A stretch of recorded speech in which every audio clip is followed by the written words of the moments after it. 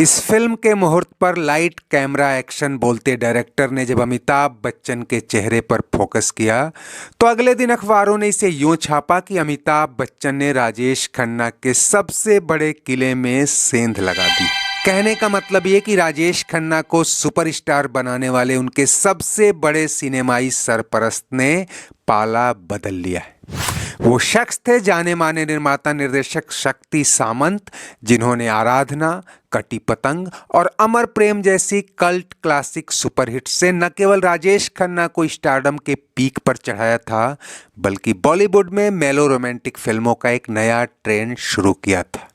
लेकिन इन 3 फिल्मों के बाद उन्हीं के पैरेलल सलीम जावेद की कहानियों पर एंग्री यंग मैन नाम की जो हवा चली थी, उसने न जाने कितने ट्रेंड्स के परखच्चे उड़ा दिए थे।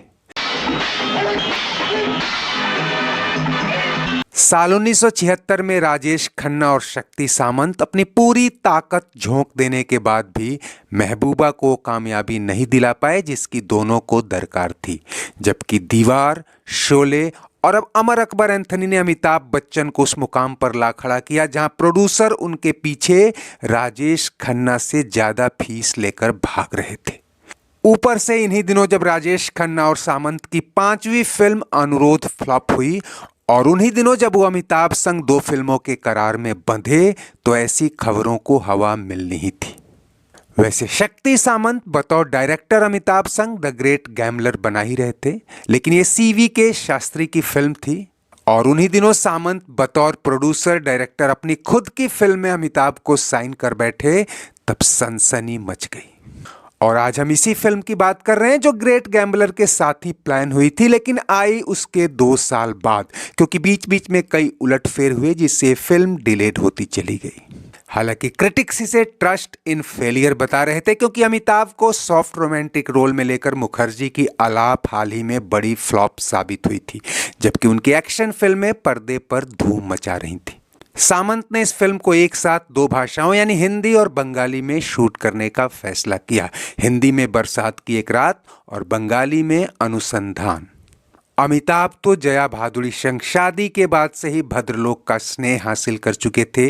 फिल्म की बाकी स्टार कास्ट भी बंगाली बैकग्राउंड की ही रखी गई। अमिताभ के साथ मौसमी चटर्जी को हीरोइन साइन किया गया, जो पहले ही अपनी खूबसूरत अदाकारी का सिक्का जमा चुकी थी और सामंत की ही फिल्म अनुराग के लिए काफी क्रिटिकल एक्लेम बटोर चुकी थी। इसके अलावा वो अमिताभ संग 2 फिल्मों में काम कर चुकी थी। फिल्म बेनाम तो फ्लॉप हो गई थी और मंजिल लंबे समय से लंबित चली आ रही थी। ये फिल्म अपने ट्रैक पर काफी आगे बढ़ चुकी थी और कहते हैं कि मौसमी चटर्जी के साथ कुछ सीन खासकर बंगाली वर्जन के लिए फिल्माए भी जा चुके थे। लेकिन रातों रात एक बड़ा बदलाव हुआ जिसकी उम्मीद न चटर्जी को थी और शायद सामंत को भी नहीं। लेकिन ये सूचना सामंत की ओर से ही आई। मौसमी ने बहुत बाद में एक इंटरव्यू में खुलासा किया था कि एक दिन अचानक शक्ति सामंत का फोन आया कि हम तुम्हें फिल्म में नहीं रख सकते, तुम्हारी जगह कोई और हीरोइन कास्ट कर रहे हैं। मौसमी ने पूछा क्यों, तो कहा गया कि तुम्हारी अमिताभ संग ट्यूनिंग ठीक नहीं है। हालांकि मीडिया ने इसे यहां तक खींचा कि मौसमी को अमिताभ के कहने पर ही निकाला गया और सूत्रों के हवाले से दावे किए जाते रहे कि उन्हें निकलवाने वाली जया बच्चन थी।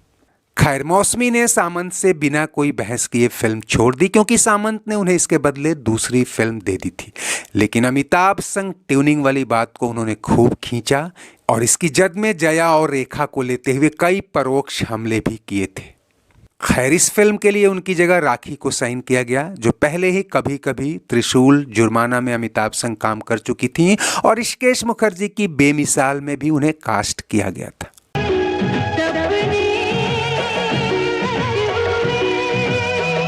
खैर, जिस फिल्म को अमिताभ बच्चन पर राजेश खन्ना वाला प्लॉट आजमाने की कोशिश कहा गया था, वो वास्तव में एक बेहतरीन प्लॉट था। कहानी जाने माने बंगाली लेखक शक्तिपदा राजगुरु ने लिखा था, जिसे हिंदी में कमलेश्वर ने स्क्रीन प्ले का रूप दिया। संगीत आर.डी. बर्मन का था, जिस पर बंगाली में गीत लिखे थे गौरी प्रसन्न मजुमदार ने और हिंदी में सदाबहार आनंद बख्शी ने। दोनों ही वर्जन में इस फिल्म के गाने चार्ट बस्टर साबित हुए। लेकिन थोड़ी बात करें कहानी की तो इसे ऋषिकेश मुखर्जी मार्का फिल्मों का ही एक्सटेंशन कहा जा सकता है। चूंकि हाथ शक्ति सामंत का लगा था तो इसमें थोड़ा एक्शन और मेलोड्रामा भी ऐड हो गया। काली राम का खुल गया पोल, बीच बजरिया फट। इस फिल्म का नाम आते ही कई बार लोग 1960 में आई बरसात की रात से टैली करने लगते हैं, जबकि दोनों ही फिल्मों की कहानियां बिल्कुल अलग है। बरसात की एक रात उर्फ अनुसंधान दार्जिलिंग के एक ग्रामीण कस्बाई इलाके की कहानी है, जहां व्यापारी साहू जी के भ्रष्टाचार और उनके बेटे कालीराम की गुंडागर्दी के बीच एक अजनबी अभिजीत यानी अमिताभ बच्चन की एंट्री होती है। वो कालीराम और उसके गुंडों से कई बार भिड़ता है। उसकी मुलाकात बोरो बाबू की नेत्रहीन बेटी रजनी यानी राखी से होती है और दोनों के बीच प्रेम उपजता है। फिर कालीराम और उसका लोकल नेटवर्क इस प्यार के आड़े आता है। ऊपर से एक नेत्रहीन लड़की की जिंदगी में आने वाली तमाम दुश्वारियां उसकी और अभिजीत की भी कई इम्तिहान लेती हैं। आखिरकार पता चलता है कि अभिजीत कोई मामूली आदमी नहीं बल्कि एक बड़ा पुलिस ऑफिसर है। पूरी उम्मीद है सर कि मैं बदमाशों को जरूर ढूंढ निकालूंगा।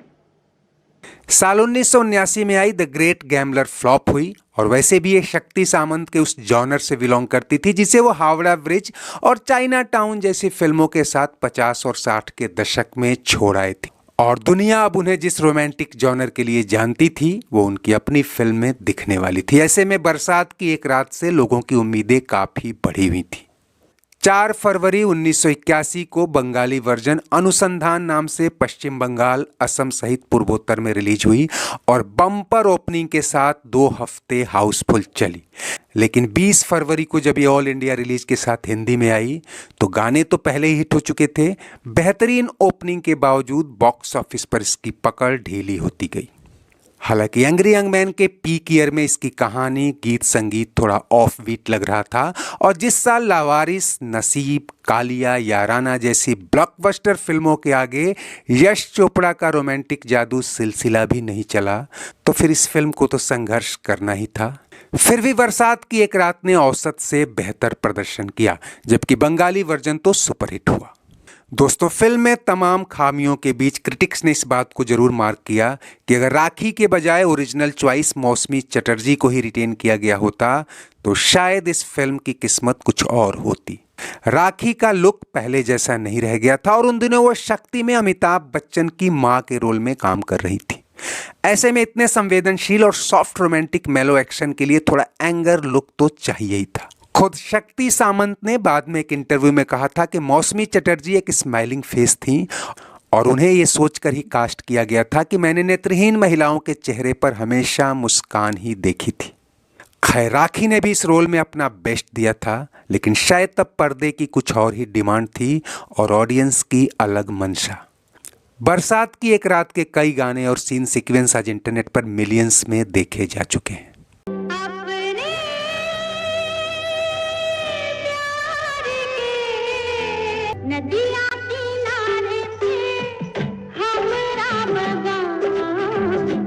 काली राम का खुल गया पोल, बीच बजरिया। तो एक और यादगार फिल्म के साथ आज बस इतना ही। चलते चलते वीडियो लाइक और शेयर तो करें ही, अगर चैनल सब्सक्राइब नहीं किया है तो वो भी करते चल। कमेंट बॉक्स में आपकी हर राय का स्वागत है। शुक्रिया, नमस्ते, आभार।